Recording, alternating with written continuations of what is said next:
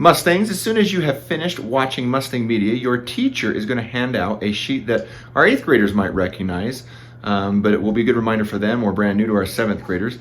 This is a personal best goal sheet that we're going to talk a little bit more about on our assembly on Thursday. However, we want to get them to you today, and so your Mustang Room teachers are going to help get these out to you. You're going to do this instead of checking your grades for today.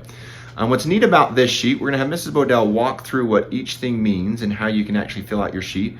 But it is important that you keep track of this throughout the rest of the year. There's some big incentives that are tied on. Can you set a new personal best based on how you've done on your math, science, language arts, and reading scores over the last 3 years? So let's take a look at that.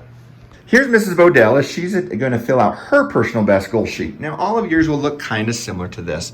You'll notice that you should have 3 years worth of data for English language arts, for math, and for science. That shows you the 2017 score, the 2018, and the 2019 score. Those numbers are kind of strange. You might look at them and have no idea what they mean, and that's why we like to share with you what they look like over a 3-year trend.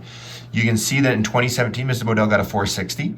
In 2018 in English, she got a 495. And in 2019, she got a 523. So you set a personal best last year, Mrs. Bodell. Nice job. Woohoo! Her job is going to be to graph those 3 values on the first table. We're going to do this during our Mustang Room today. So she's ballparking where she thinks a 460 is, putting a dot there. In 2018, she's going to ballpark where she thinks the 495 would be on that graph, right about there. She knows about where it'd be because the line in the middle represents 471. And in 2019, she jumped all the way up to a 523. Job well done. Now she's going to grab a straight edge to make sure she connects those dots to show her trend on how she's done over the last 3 years worth of data. Nicely done. Now, to do that, she's got a good idea of how she's done in English language arts over the last 3 years, but she also wants to set a goal for a new personal best. Ms. Bodell, I'd recommend 525 would be a great one, just barely above where you've been, to keep that line going. Can you put that dot on your 2020 line?